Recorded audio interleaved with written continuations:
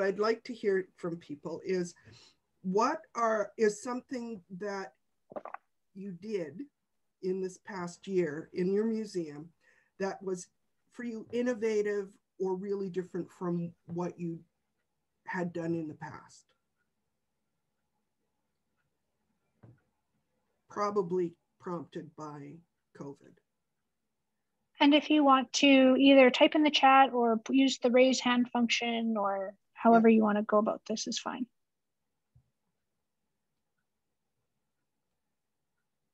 I mean, for us at Mass, oh, there's George. Unmute George and let us know.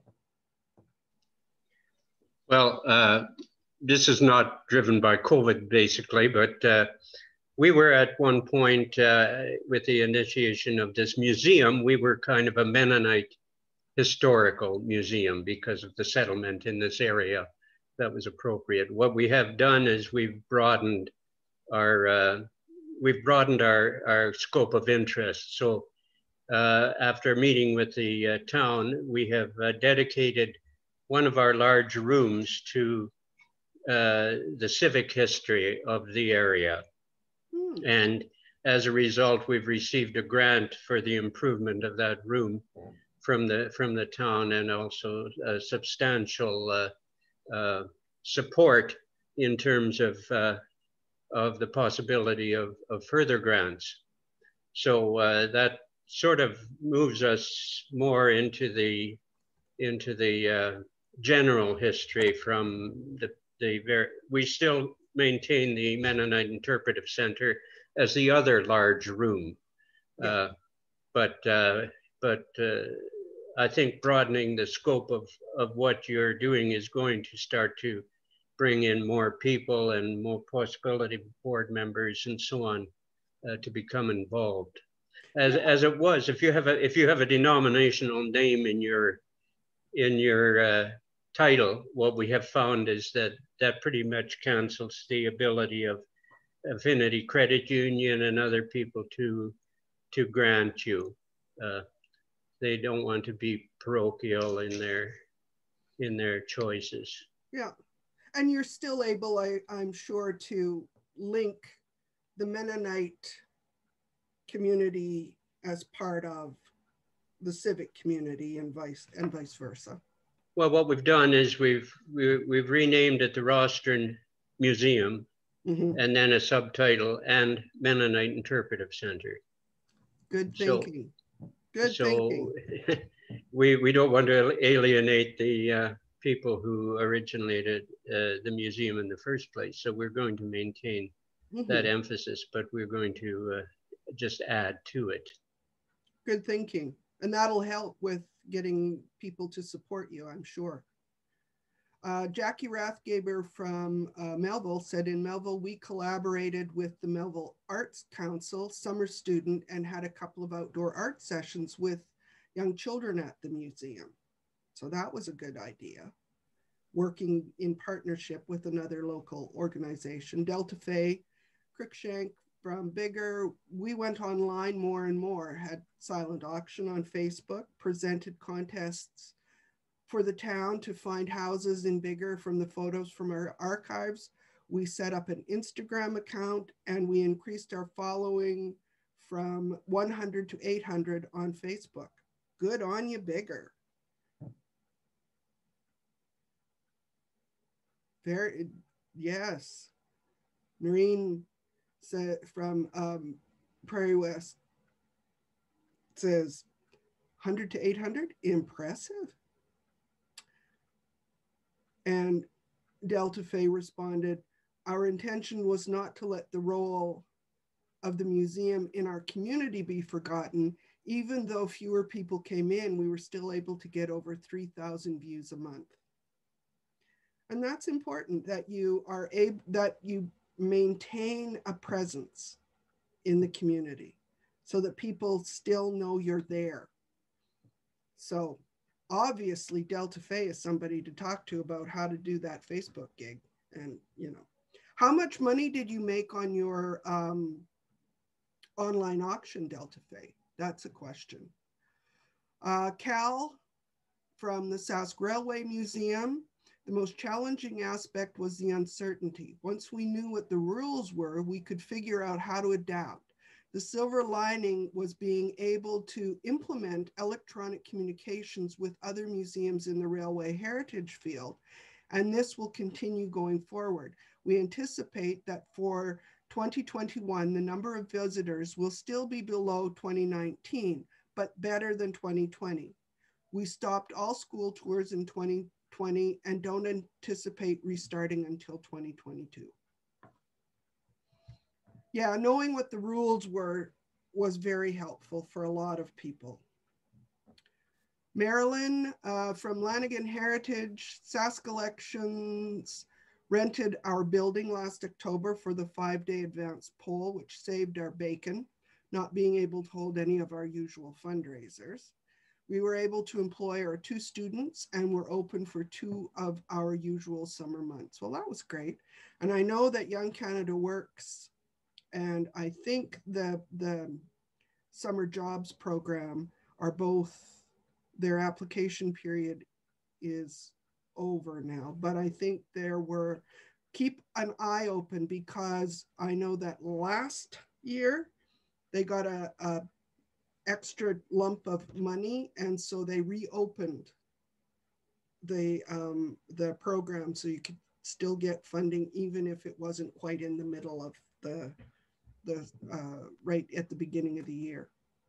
We've got a hand up from Jackie. So okay. Did you want to? There we go. Yeah. Oh, you're still muted. I think you went unmute. Muted. Unmute, Jackie. There you go. Okay. Yep. Good. With this collaboration with the Arts Council summer student, it actually turned out, you know, small town. Somebody talks to somebody else, and one of our board members said, you know, the summer student for the Arts Council had an online program, and she had developed it for several ages, and she was kind of disappointed that she didn't get as big a response. And she was kind of saying, well, maybe it's because kids have done so many Zoom things, they just didn't want to do any more Zoom things. Well, as it so happened, our summer student knew this summer student, and they said, maybe we could do something at the museum, and we could pick do it outside, everybody spread out. So we said, okay, let's go for that. So I went for the first meeting. Oh my goodness, these 2 were crackerjacks. They just ran with it. I thought, okay, I'm gonna have to kind of, you know, be the old voice of reason. No, they had it figured out. We've got this many crayons. This kid will have this crayon. This kid will have their own crayons. We're gonna set them here. They had it all figured out. And then they would just bounce ideas off of one another. Maybe we could do this. Maybe we could do this, because the art student, she had supplies, she had ideas, and we had a place to do it. And so now I think what we will do is we will continue that collaboration, because we got kids there. And then of course, mom's dad had to drop them off at the museum. And they said, well, are you open? Well, we are, but because it would be like one parent at a time. So we said, you know, we're not charging admission. So, you know, you want to, well, we had people that had never come through those doors before. So this is like something I want to expand on after COVID. Like, this will be a good collaboration. And it all just turned out because it wasn't, you know, long-term planning. It just happened because of COVID. She didn't get the kids. Yep. It's called taking advantage of an opportunity when it presents itself. Don't be afraid to take a chance.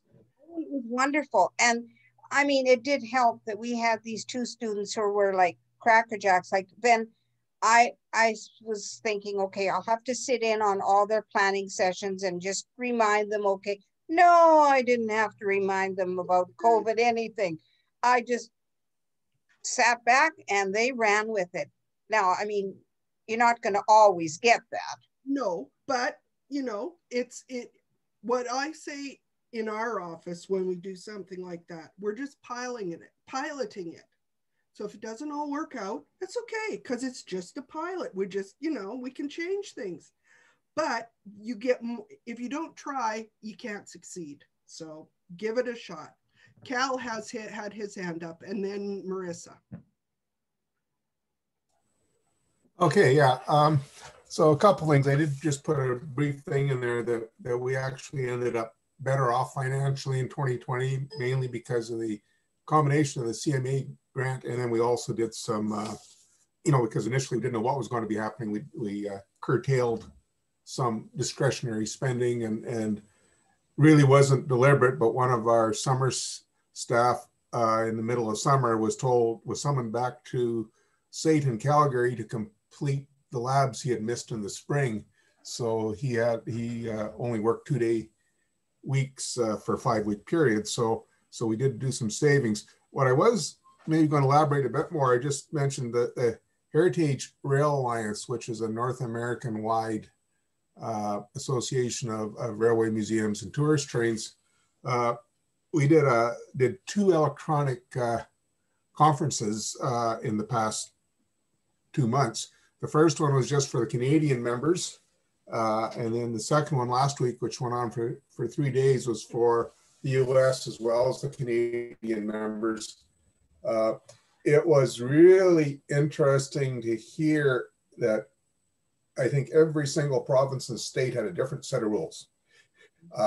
And I would say Saskatchewan was about midway in the rules. I know both British Columbia and Pennsylvania said before they could open anything, they had to provide a written document to the health department explaining everything they were going to do.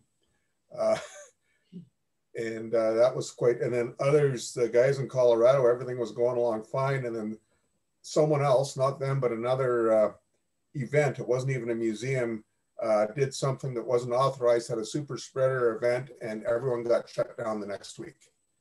So they said, you really got to watch out what else is happening in your community. Yep. That you may say, well, don't worry about them. They found out very quickly someone else doing something stupid can boomerang on everyone. And the most interesting one was the guys at the North Carolina Transportation Museum. They are a museum. Everyone agrees they're a museum, except because at times they offer train rides, a local privately owned amusement park complained to the health department that they were an amusement park. And if he was shut down, they better be shut down. And they are actually shut down for about 2 weeks while they lobbied to get reopened to explain what they were. Advocacy is a thing, isn't it? Yeah, and they said that one caught them right out of, but they did just an interesting thing they did with the rail museum is, I don't know, I think some of you are probably familiar with in Saskatoon here at Christmas in the Forestry Farm Park, they do the light display. They didn't have anything like that in their area, so they did a light display at the Railway Museum. That would be nice. And they basically went out, as they put it, he said they bought, they begged, they borrowed, and possibly even stole as many Christmas lights as they could get. They put lights, and this wasn't a professionally, this is just something their volunteers did. They put lights on every building, every piece of rolling stock they had. They figured out a roadway and put up signs so people could drive through the site. They had to rent 3 or 4 generators because a lot of their site is beyond electricity. But he said that turned out to be worthwhile. The last thing they had to do was they had to get permission from the adjoining property owner because their site was such that when you got to the far end, you couldn't get out. And they didn't want two-way traffic because some of the roadways were only barely wide enough to get a car through. So anyway, they talked to the neighbor, and he actually took the fence down himself because he said he thought this was something good for the community. And they charged $6 a car and $10 a minivan. And they're going to do it again. So they're glad they actually did buy some of the Christmas lights. That's another so little anyway, thing. that was just, I just thought that was really, yeah, I mean, we couldn't do it, we wouldn't do it in Saskatoon because we'd be competing, but you know, it might be something for others to consider if they've got a large enough site. Yep, sounds like a good idea. Marissa, what were you wanting to? I I just put my thumbs up to Jackie talking about how great her students were this summer.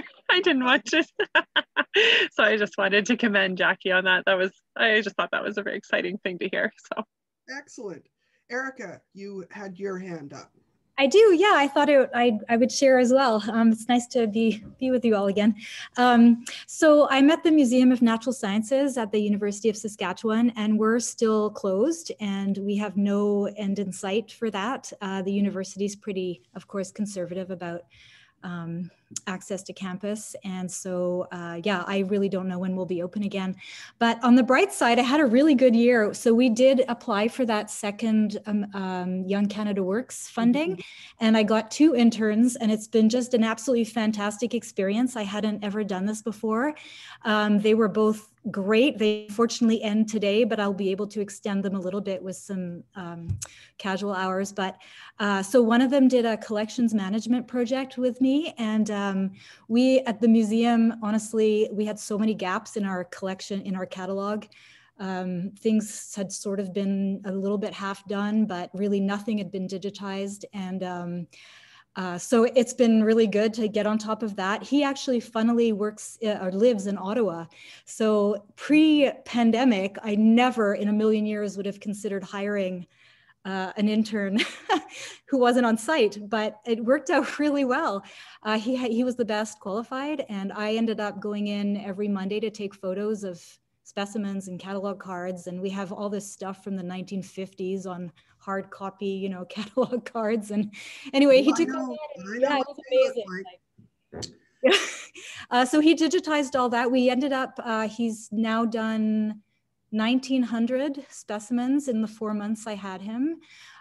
So all 600 of what's actually on display in the museum. And then we attacked the basement of geological sciences. So we've done a lot of the education collection as well. It was really, really, I was so impressed with him.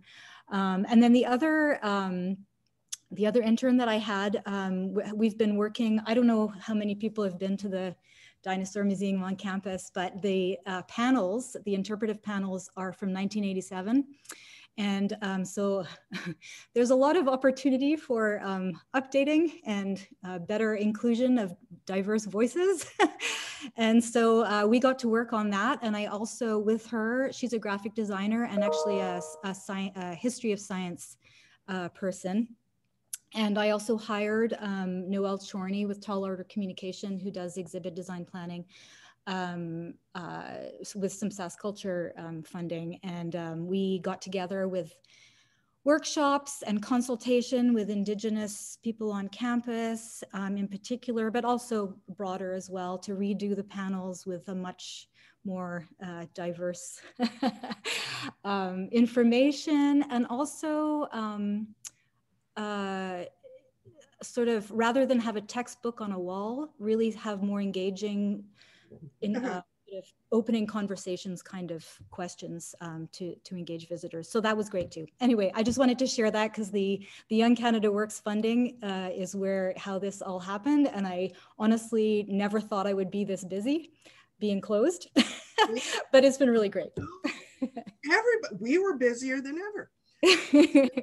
From the Moose Jaw Museum and Art Gallery, in the chat, he said that they hired a company that takes 360 walk around photos for real estate companies, and that they put the last few of their exhibits online, kind of Google Street View style. So people who don't have the opportunity to go to the gallery don't miss out on everything. And so, and we have Jennifer here if you want to add anything to that, Jennifer.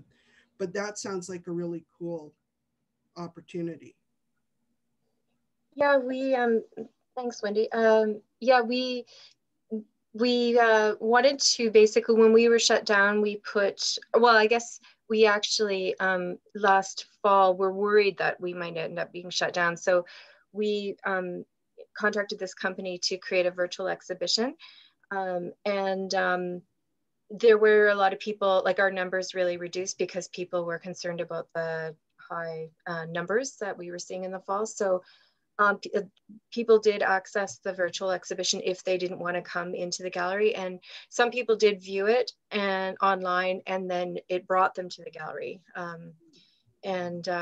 So and we continued that as well. This winter, spring, our current exhibition, we also have put it online as a virtual exhibition. And again, just to provide more access. And the great thing too is that we're hearing from people from across the country and even across North America that are looking at our exhibitions now. Yeah, that's that silver lining, that you get a broader reach.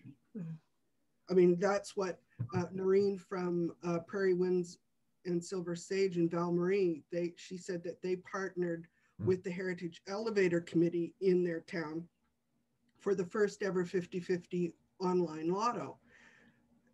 We were geofenced into selling online only locally, but with the attention we raised, local community pride, we also had equivalent donations from the rest of Saskatchewan and Western Canada.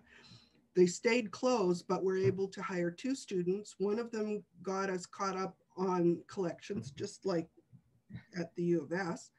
And the other did maintenance and revitalized the Prairie Gardens. It was a very productive year. And I think that Delta Faye, I think earlier, said they actually made more money. They doubled the profits from last year. It was the best year that they did financially since the first one many, many years ago, because of their online auction. Yeah, I had actually just asked Noreen if she'd talk for a minute about their online 50-50 and kind of how that went for them. She's willing to do that. So excellent. Hi. Can you hear me? Yep. Yeah, good. The online 50-50 lottery was first time ever. And we approached, you may have heard of this company, they're based in Regina, called Echo Lotto, and they run online lotteries and they have the digital infrastructure set up. So they were absolutely indispensable and really wonderful to work with. They walk you through everything. They coach you. They help you with your Sask Liquor and Gaming application. They set it all up and they just basically say, click here, do this, and done. And our only problem, as I alluded to, was, and I guess it's a bit arbitrary. Sometimes some organizations are told you can only sell locally. Others, maybe you can sell province-wide. It's kind of hit and miss, I gather. So we were disappointed to only be able to sell locally, which means that in Val Marie, an area, there's maybe 400 people. And it was in the off season as well. By the time we got it all up and running, the first time getting it up and running took longer than we expected.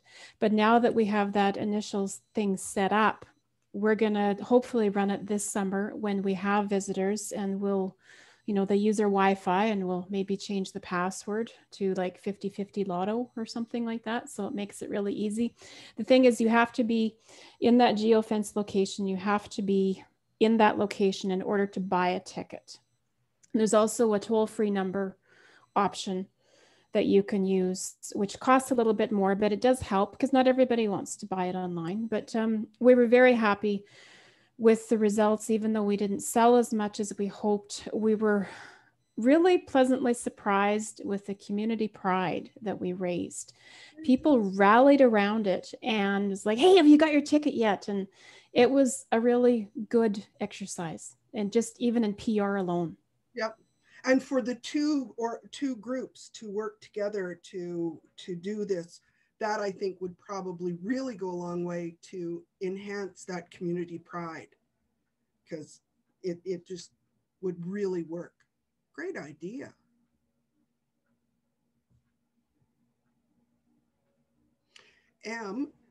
I just wondered, because we do have a 360 camera, do we not, that we could lend out to people so that, if they were— We do.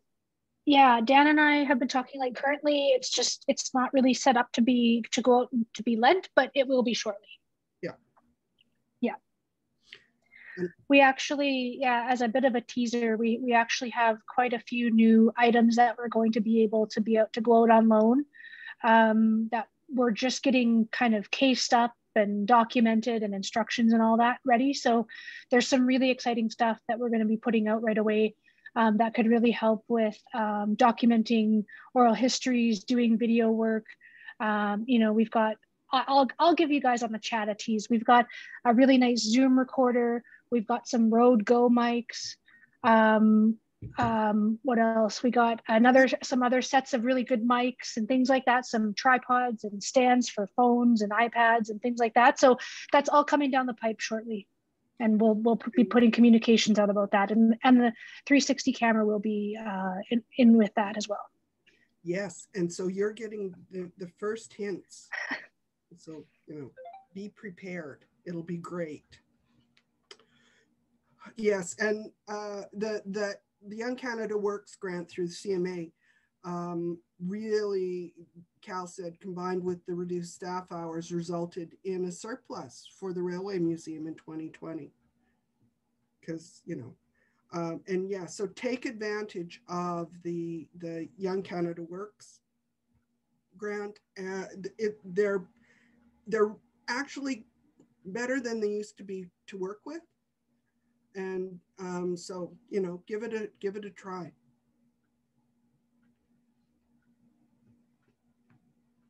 Noreen says the mic and 360 camera loans would be so cool.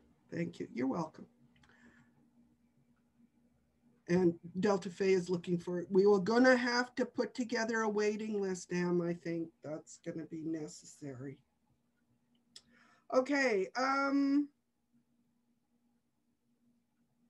One question that I wondered about was how COVID-19 changed how you worked with schools.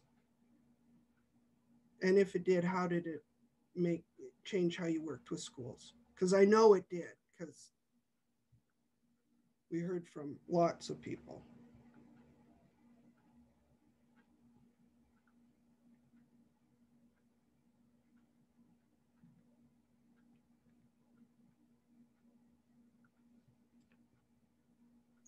You can go for it, Jennifer. Yeah. Thanks. So what we ended up doing, our education coordinator, she basically has set up virtual school tours. So she's using the virtual exhibition. She's connecting with classrooms through Google Classroom. And so she basically walks the kids through the exhibition and highlights certain pieces in the exhibition just using the virtual exhibit. And she then leads them through hands-on activities by sending art supply packages to the classroom prior to the session. And so basically she just walks them through doing response to the show. And it's been a slow take up on, I think teachers have been really busy dealing with everything, but the word is starting to get out now. And so there's more to pick up with this program. That's great to, you know, and yeah, they're scrambling. The teachers are just crazy busy, but it's good that they have some of these things to fall back on, to know that you're still there. Eileen from Prairie Central District said they heard from the districts that a lot changed with school tours and programming with culture days, etc. Yeah, and I think that's going to be the case going forward. It's going to be some kind of hybrid between on-site visits and some form of online visits. George, you have your hand up. Yeah, I just wanted to say, talking from the viewpoint of a small, rural, volunteer-driven museum, that we've been, I don't know about others, but we've been pretty much shuttered. And the schools have really determined what involvement we could have.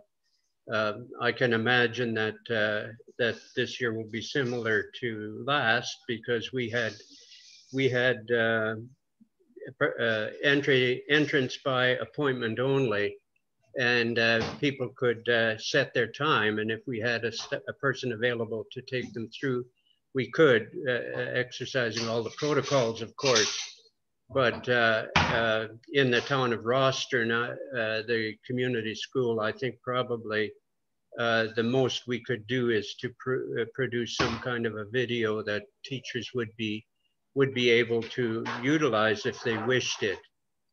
But I think their heads are in another place right now. So I don't think we'll be making a great effort in the schools, except possibly to make sure that the staffs there know that we exist and that we have resources. Yeah. Delta Faye commented that the local principal from the separate schools taken up YouTubing as his new passion. And our art exhibits have been recorded and shown to the schools, and she gets to talk to the students on YouTube. So that's one way. And Erica said they weren't able to. Normally they have 2,500 students come through on field trips each year, but she just wasn't able to do much at all this year. We'll have some online resources teachers can access, including videos of U of S faculty and students speaking on topics that relate to the natural sciences, but that's all they could manage. And did also make an outdoor tour of downtown Saskatoon fossils, which teachers may use. And I know that there are some museums that are looking, and if you go to the chat, she's included the link to that information.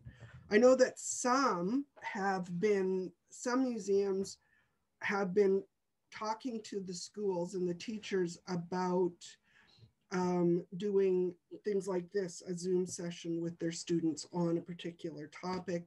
Others are looking at having a museum in a suitcase kind of thing where they can send a theme package of artifacts, small artifacts that are easily cleaned and that they can use with instructions that the teacher could use in the schoolroom. So there are options that are available, and I believe that Sarah is working on some things to help the teacher, the school, the museums to connect with schools and stuff.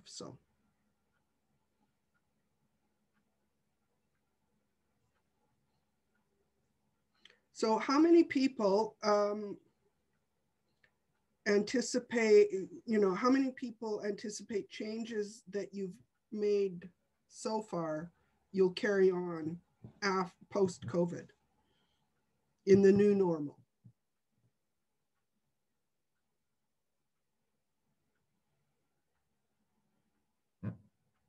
Vincent.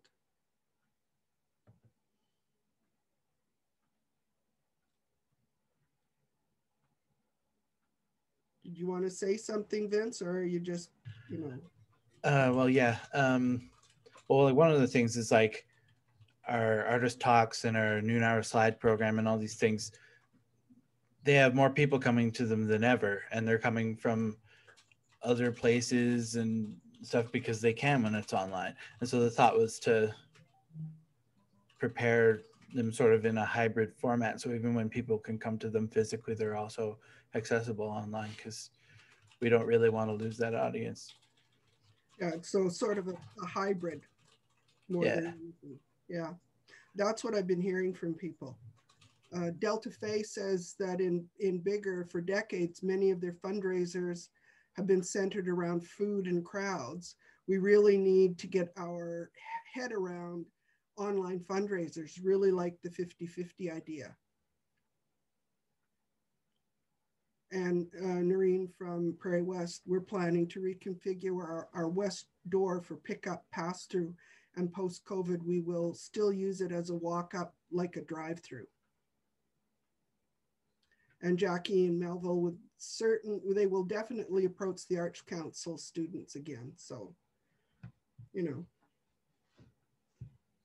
Oh, Eileen from Prairie Central District, she agrees with Vincent.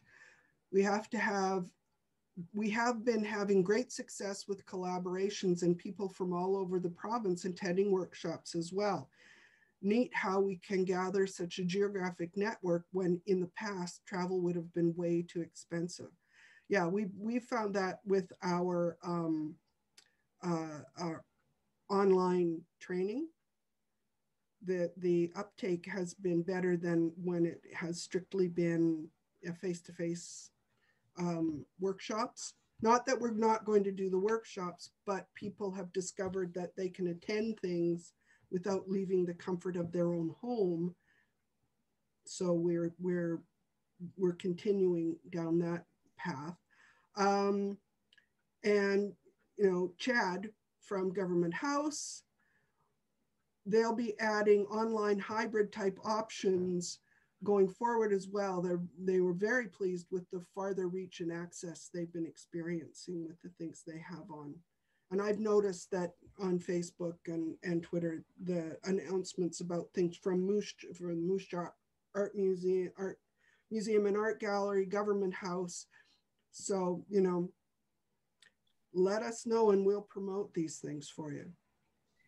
Sally from the Assiniboia Museum says, hi, we at the Assiniboia District Historical Museum had used activity kits that were laminated with pictures of old stories, elevators, and hamlet sites, plus other things for seniors and homeschooled students in the fall, as the kits were easily sanitized. We did use Facebook more also. We sent the tourists we had to other attractions in the area. We had one summer student and were able to keep up with collections. We did receive a couple of grants, which was the silver lining, and we had a financial surplus in 2020. Mic and 360 camera would be great to use. Setting up laminate kits for schools with a retired teacher, looking into virtual tours also. New normal, probably a hybrid type. And I think that's likely what it's going to be.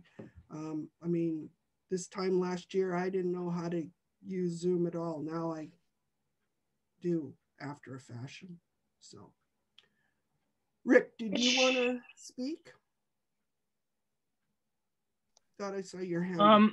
Yeah, I just wanted to say so I'm on the board of the Moose Jaw Museum and Art Gallery, that just a huge shout out to the staff for how much work they put into it. I know going forward, probably a lot of the board meetings and stuff will probably stay on Zoom. I think you find that you get more accomplished. There isn't as much time to just sit around and chat. But the amount of work that they've actually put in, I don't think the people realize how much is going on. They don't blow their own horn near enough. Just want to throw that one out there for now. Yeah, it's true. I know my staff has gone above and beyond. You know, they've just done so much extra stuff and made sure that everything we were doing, it seemed seamless, but it was just luck that we got to just shift over to doing things virtually. I mean, M located Zoom when we were talking about how can we do board meetings safer in the wintertime when it's, you know, harder to travel and we have people from all over the province. So we had tested out Zoom with one of our board meetings, and then that's what we've been doing ever since. So, you know, and then using it for community chats. It's a matter of knowing when you have things and then taking advantage of that as an opportunity. Chad, you had something you wish to? No? All right. I just saw your hand up, so I thought I'd call upon you. Just, you know, wondering. Oh, there you go. Rich, M says maybe you want to nominate them for a mass award, your staff. And there's a link in the chat for you to even do that, because, you know, it's a possibility. Our awards program is open, and it can be something new and different that you had to do, you know, like, I don't know, getting your collection cataloged, Erica. There's all sorts of things you could talk about. Yeah, we definitely, you know, we've added in this year, you know, there's definitely can be a special focus on, you know, special things that you've done in this time.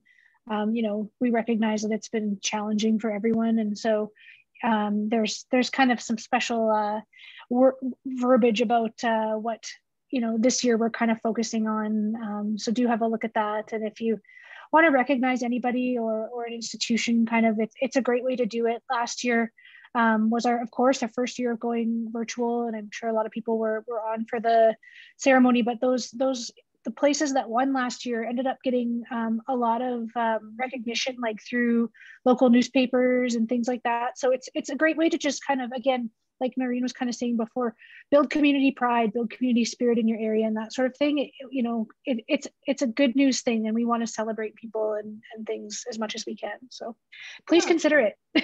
And it doesn't mean that you have to have been open to the public. If you weren't able to be open to the public for safety reasons, but you were able to do some stuff behind the scenes, you know, that's good museum work too. It doesn't always have to be something that's with the public. Erica says that from her other job at the U of S with the non-credit arts program, which was previously extension, but we have been very happily surprised at the increased accessibility for our programs, and we'll be keeping online programs even when we can also do back in person. We've had people attend from care homes and from outside Saskatoon who normally would not be able to. And yeah, I took a course through the U of R's version of what used to be extension on wines of the world. It's not bad when you get to taste wines about, you know, although I had leftovers a lot. Anyway, but there were people in that course from outside the country even who, you know, and so there were people from all over the province, and the instructor even commented just the same as you did, Erica, about how great it was to see people from all over the place participating. So that was good. And that was also, I'll just add in there too, that was one of the most interesting things for me that happened this year, was we hosted a CCI workshop, Canadian Conservation Institute, which normally they're a regional workshop. So we get one for kind of the Saskatchewan area. And this year we actually ended up co-hosting with the Canadian Museum of Human Rights in Winnipeg.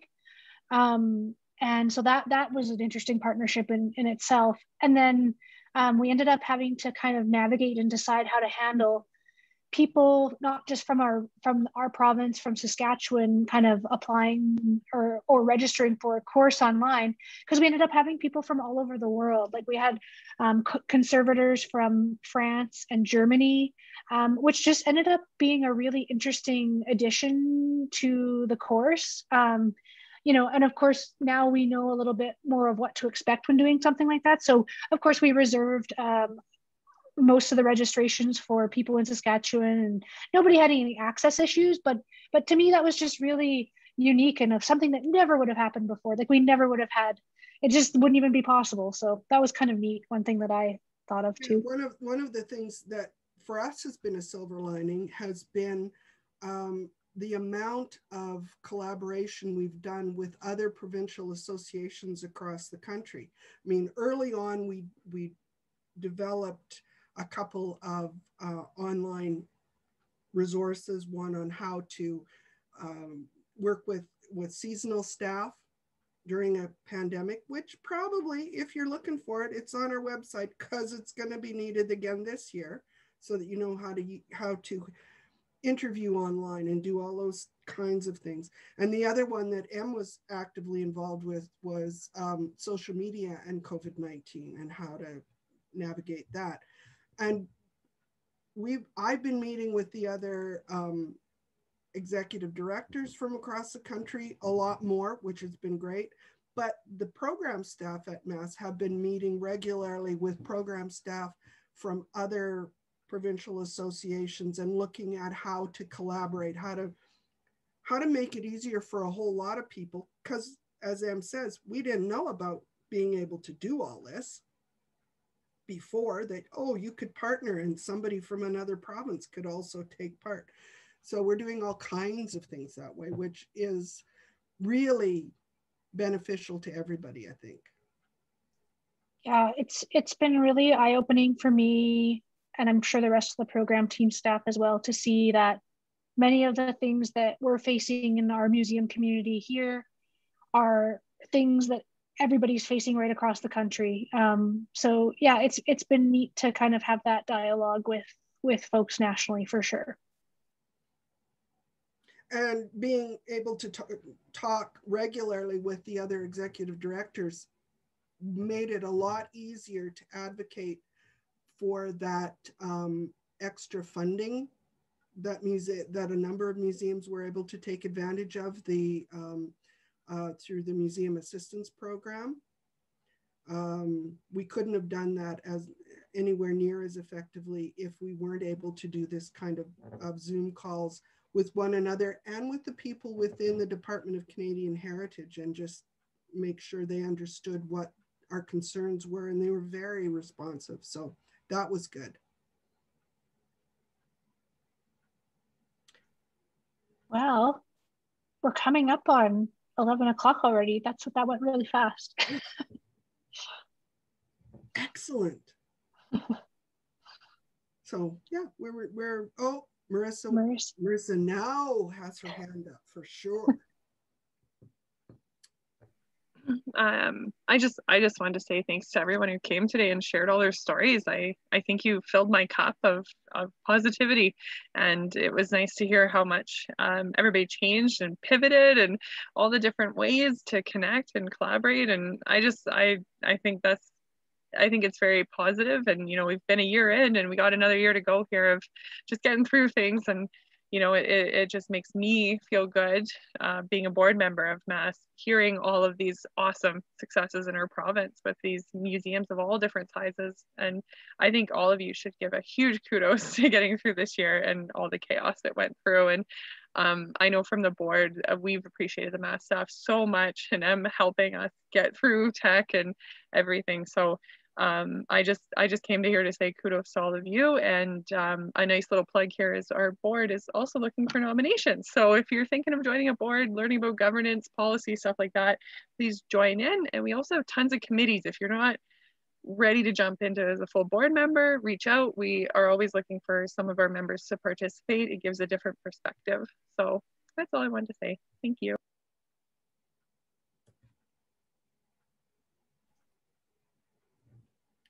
Anyone else have any last thoughts they want to share before we let you all go and have lunch?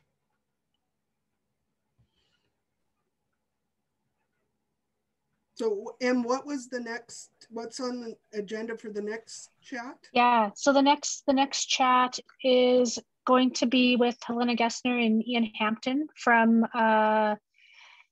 the Diefenbaker Canada Centre, and they're going to be talking about points of view, bias, interpretation, and emotional response to storytelling in museum spaces. So they're going to highlight the importance of how personal connections with museum artifacts can elicit an emotional response through these encounters. And they've got some really good examples to kind of illustrate their presentation with their recent exhibition, Touch the Sky, the story of Avro Canada, which, yeah, I've been really looking forward to hearing this one for almost a year since they were going to present it at our conference last year. So yeah, do tune in if you can. And if not, we will be posting the recording, of course. I usually try to get those up by the end of the day. And yeah, then there's also going to be another great one further into April. Let me just switch my screen here. With Julie Mashinsky, and she's going to be talking about decolonizing Canadian ethnographic collections. So talking about responding to the TRC calls to action. And again, another one that I'm really looking forward to. So yeah, do keep it in your schedule. And yeah, thanks for everybody for joining today. You know, like I wasn't really sure, you know, how many people were going to be here or willing to talk or even, you know, share things. And so it's just been a real pleasant surprise to get to connect with everyone and hear from you. And, you know, yeah, like Marissa said, it was nice to hear some positive stories, and the way, you know, of course it's been a hard year, personally, professionally, all that jazz. So it's just good to see some familiar faces and good stories. So yeah, thanks. Yep. Thank you. Take care, everyone. Yeah. See you.